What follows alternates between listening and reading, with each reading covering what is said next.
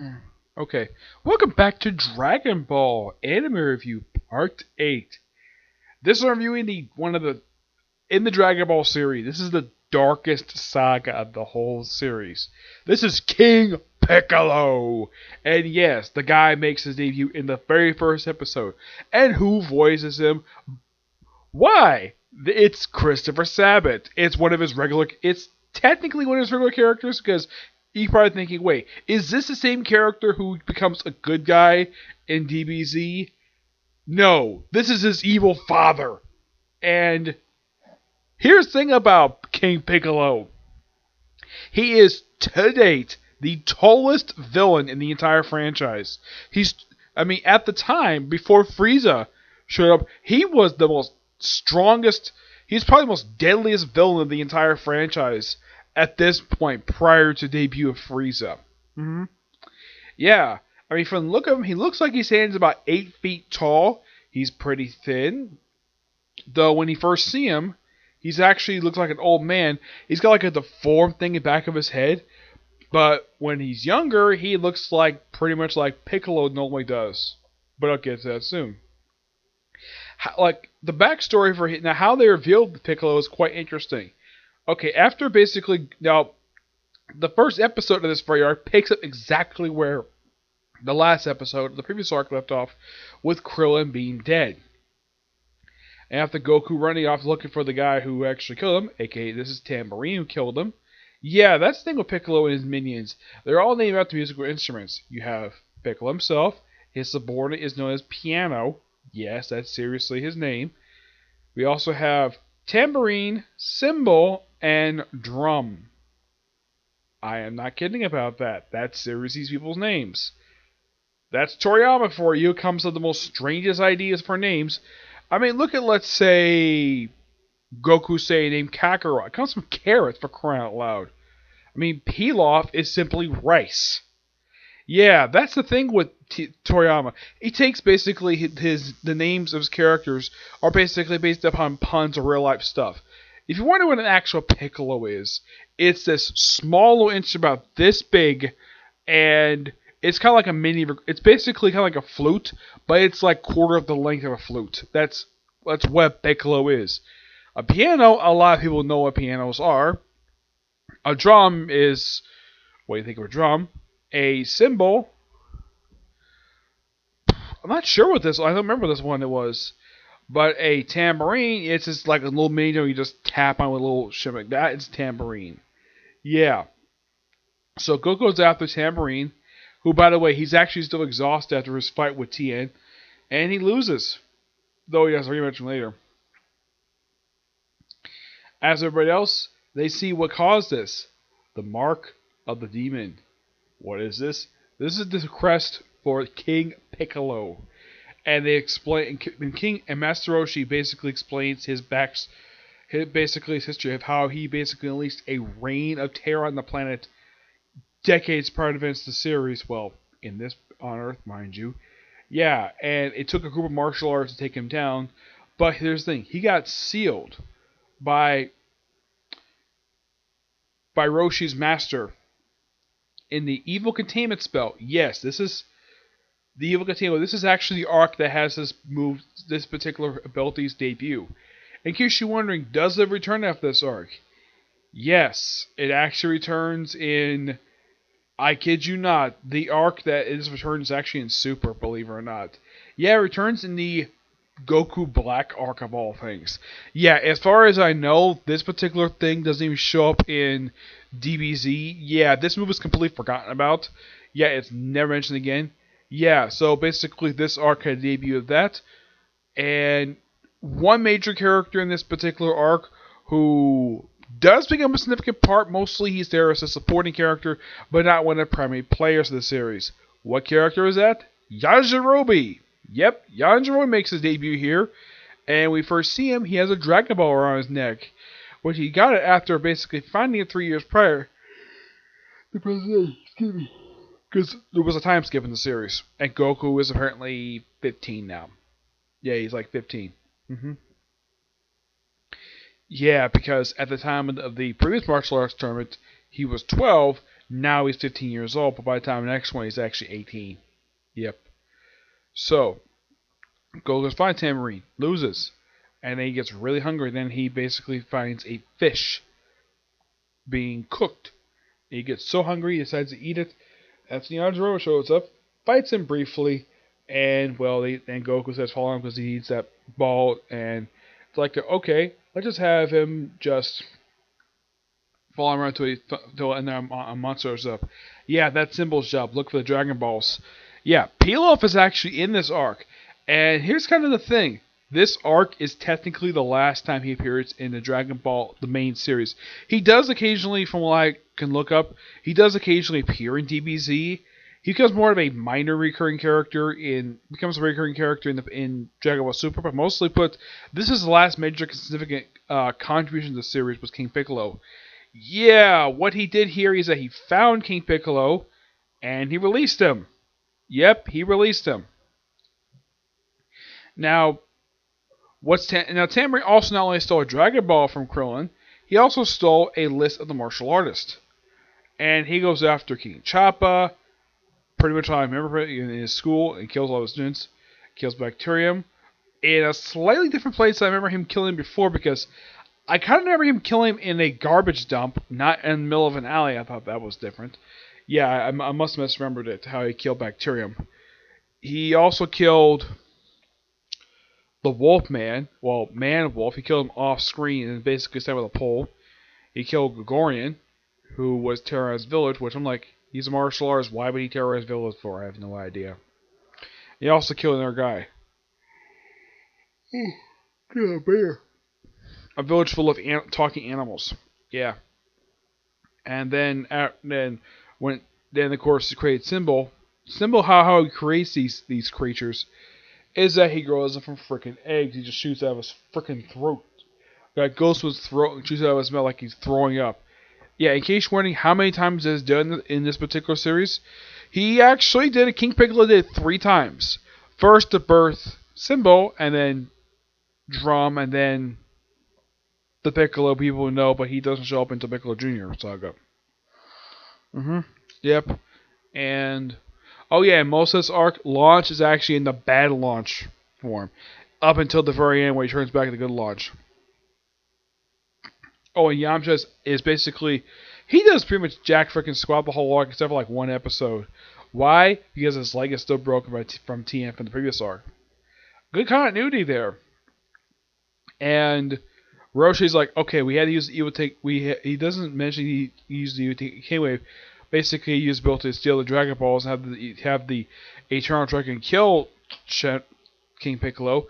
Yeah, but Roshi is being very secretive, and it's like, no, we have to do it my way. Really, Roshi? And you don't trust Goku. Oh yeah, and here's the thing about this whole arc. Almost the whole time, they think Goku is dead. Yeah, they assume he was dead almost the entire story until they see him passing by in the final episode. Yeah, so they assumed that. And despite the fact they never actually had anything to support the fact Goku was dead. Excuse me. Now, if this was done modern day, like, okay, have him use a freaking cell phone to contact him. But this came on the 80s. 80s didn't have cell phones. 90s kind of started it, but 80s didn't have cell phones. Yeah. Also, Roshi decided to move the Kame house to an island. And he took Chaozu and Tien with him to, well, first use the Dragon Balls, and then he decided to use Evil Gatame Wave, which, oh yeah, before he decided to go out there and confront King Piccolo, he decided to stun Tien. Why he decided to do this is because he didn't want him to interfere. Though I think he's being very stubborn at this. And then he basically fights him. Yeah, and he also mentions who his master was, and he's actually talking like, oh crap, it's the guy who sealed me in the container. And he tried to use the Ingo thing with him, and he misses. And then Roshi dies. Yep. And then King Piccolo uses the Dragon Balls, which some have been buried. He summons the Eternal Dragon, and then he asks him for Eternal Youth. He gives them, and he's, oh, before you go, die! destroying the Eternal Dragon, thus making the Dragon Balls completely useless. Don't worry, the Eternal Dragon doesn't get destroyed in the next saga, so don't worry about that. So yeah, destroys the Eternal Dragon. I'm like, man, this arc had balls. I mean, first they killed Krillin and Roshi, two beloved characters, and then destroy the Eternal Dragon. Yeah. Which is only it's only his third appearance in the franchise. Yeah, with exception of flashbacks, mostly this is the third time he's appeared. Yeah, in case you wonder how many times he appeared in DBZ, it's not many times as you probably think. I think it's like a handful of times he appeared. Mostly it's another dragon. After Chaozu tries to fight King Piccolo, and he gets killed by him pretty easily. Well, this is before he uses his wish, and he turns into he makes himself young, and makes him look almost a spitting image of the Piccolo we know in the DBZ series. Yeah, I'm not kidding about that. Okay, and he's like, okay, so and of course we have a Symbol. Symbol got killed by frickin' Yajirobe, and then he ate him, and then Goku kills Tambourine, and then like Piccolo's like, okay, he killed two of my agents. I'm going after myself. Goku and Goku fight, and Goku loses big time. Yeah, he loses. He's not strong enough. So he tells Yajirobe, take him to Korin Tower. Yep, Korin makes his return in the series. After being absent for the previous arc, he's back. So he has Yajirobe, of course, there's also sort of Bora and Upa. Yeah, they appear for like 2 episodes of this whole arc. Yeah, Yajirobe basically climbs up the tower with Goku in his hair, and, well, he eats a sensu bean, return back to normal, need additional training. You can't exactly teach him anything else, but search for the ultimate divine water. So, goes down a jar of all things, fights this darkness, and basically tries to prove himself worthy. And basically, the person he has to take on is this creature. Darkness takes the form of Roshi.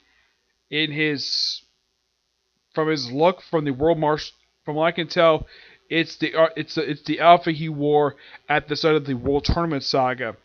Why he chose this outfit for, I have no idea. It's particularly quite strange. He does fine for a good period of time, but he thinks this is Roshi, but really isn't. Though apparently they have Yamcha wearing an outfit he does actually wear. Yeah, for some reason Yamcha is not wearing his he got out of his suit and put on a jumpsuit with capsule on, though he does put back his gi back on by the end. And then after Piccolo supposedly kills Goku and gives us eternity, like, okay, with my enemies gone at this point, I'm going to go take over the world. So what does he do? After he beats Goku, he decides to go to a place called Cloud Castle. Well, basically that's what the episode title is called. Though it goes to King Palace. Run by King Furry, and for what I remember of this guy is a minor character in the series. Aside from this arc, he only appears like a couple times in DBZ, and that's it. He's not that big of a character. I mean, he is somebody who kind of steps in as he kills he kills like a bunch. He destroys the whole freaking city just because he wants to. Oh yeah, and he says like, okay, first order of business is to rule the world, abolish the police, and release all the criminals to basically turn the world to a wasteland. He does turn one city to a wasteland. Yeah. Oh yeah, and also Sano is here, along with Android 8. Well, 8er. Yeah, they make their return for the first time since I think the last time they physically appeared was actually in the River Minami saga. Yeah, it's great to see these two characters, but the slight problem with these two characters here, they have no interaction with Goku this whole arc. I'm like, really? And here's kind of the strange thing with these two. These two never interact with anybody outside of Goku. I'm like, really? Okay, you have two really good characters, one of whom basically we show later on in the series, she becomes a smoking hot woman. And that's Sano. Yeah, she becomes a smoking hot woman. It's a good thing Goku didn't fall for her when he became older, at least she fell for Goku. I mean, she probably saw Goku as a close friend, probably nothing more than that. But Ader, basically, I think she kind of sees him kind of like a big brother. Mm-hmm. Yeah. And aside from, and what's Ader's contribution to this arc? Scaring off a group of punks. That's it. You bring in two really interesting characters, and you do nothing with them. Yeah. Okay, and as for Goku, he goes to his ritual after he gets and he drinks the ultimate divine water. It kind of hurts him for a bit, and he turns back normal and basically feels stronger, and he develops the ability to take energy. Yep, this is the arc that basically had a debut of that particular ability. And in case you're wondering, like, because basically, like, a lot of the characters in DBZ have this ability to take energy. Yeah, this is the arc that kind of started that. So this arc pretty much does set us up basically with what's in DBZ. I mean, the previous arc in the not Tien Shinhan in the Commander Red Saga, we had a debut of Corn and the Sensu Beans, which is something we would see in DBZ a lot. This arc is basically Andrew's sensibility,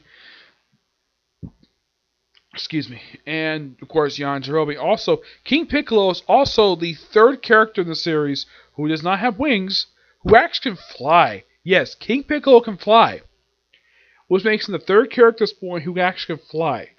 Oh, and what's Pilaf and his group basically their contribution?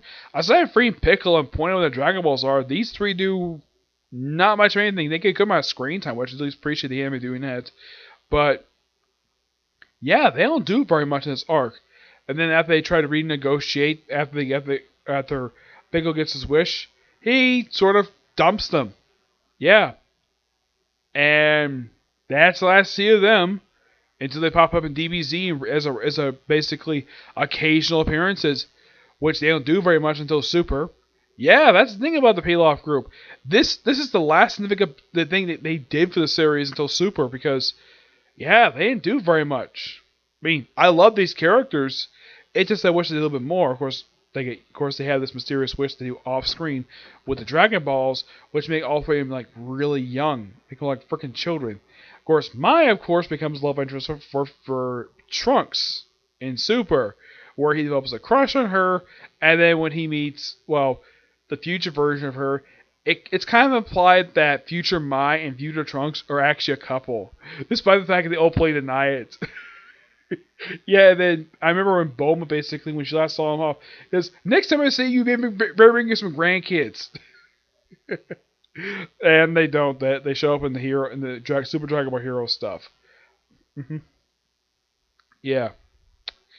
And then after basically he takes over the castle, and after he does everything, Goku basically gets a new Nimbus after the original Nimbus was destroyed by Tambourine. Yeah, Tambourine destroys it. He actually kills Tambourine via Kamehameha Wave. And he goes to confront Piccolo, and Tien basically built a ability to use the evil King Wave, and of course he goes to confront him at the King's Palace. He was about to destroy Bulma's hometown. Yep. Yeah, the place where her parents live. So he's like, I'm just gonna go there to stop him. And he does stop him, but he doesn't fight him one-on-one. He ends up fighting Drum, a guy who he barely can beat. He basically wiped the floor with Tien, and then Goku shows up, beats Drum really easy with one punch, and then over the course of the next few episodes, it's Goku versus Piccolo, round 2, and it's a lot better fight. Yeah. And it also starts another thing, basically, that Goku is known for, aside from his detected energy. It also starts the trend of him basically almost losing his shirt. Yeah, that's a reoccurring trend in DBZ that no one brings up. I mean, when people think of when you think of DBZ, you think of screaming, the Kamehameha Wave, the yellow hair. People always tend to forget Goku loses his shirt in almost every single fight he participates in. That's Goku for you. This is the first time he actually kind of starts that. Yeah, this is the first serious fight he actually had of the whole series, because a lot of time when he comes out of a fight, usually he looks perfectly fine with clothes falling apart, but not to the point where like ripping during the actual fight itself. And of course, Goku basically has, well, his leg and his arm broken by Piccolo with a rock. Well, one of his legs, the other one was blasted by energy, and then Goku uses his one remaining arm to launch himself in the air, and then basically punch himself right through Piccolo, effectively becoming the first character he officially kills in the series though not in a comedic way like he did with Staff Officer Black. Yeah, that was not for comedy. This is really serious. And it's like, okay, he beats him and he basically falls, but he's saved by Yajirobe. Yajirobe takes the time to bring up Tien, and apparently they probably introduce themselves to each other off screen because we don't see Tien introduce himself to Yamcha here. So Yamcha, not Yamcha, Yajirobe comes in and, well, takes Goku away. Oh yeah, and Yamcha basically has enough so him, Launch, and Bulma go to see what's going on. And they get there and they're like, oh, like they think the battle's over, like is something there? Oh yeah, but before Piccolo he dies, he launches out one more egg. Sets up the very next arc, Piccolo Jr. It's for his revenge per se. Yep. And then he explodes. Yep, he actually explodes. Not via robot, he actually blows up. Yep. And then after Yajirobe, yeah, he shows up in his futuristic car.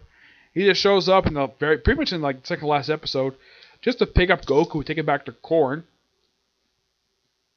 to heal up, and then pretty much like, let's see, after they reunite, of course, Launch treats Tien's wounds, probably because she has a thing for him. It's stated that the bad Launch has a thing for Tien. It's not stated if the good Launch has a thing for Tien. Unknown, but she does treat his wounds. Yep. She, of course, does nothing the whole arc. She, of course, has a brief encounter with Yajirobe, which nearly blows up with a rocket. Yep. And, well, that's it for the arc. The whole thing with him basically finding out that somehow it thinks that Launch thinks that Tien likes her, that happened at the end of the previous arc. Yeah, that kind of starts something here that will kind of lead to a minor thing in DBZ, where she goes off chasing him for some reason. Why? No idea why. But yeah, really good arc. Definitely looking forward to watching Piccolo Jr. But next review I probably will do is review for Jack. But that will come after I watch the first 10 episodes of Piccolo Jr. Okay? Yeah. But until you see you next video. Bye.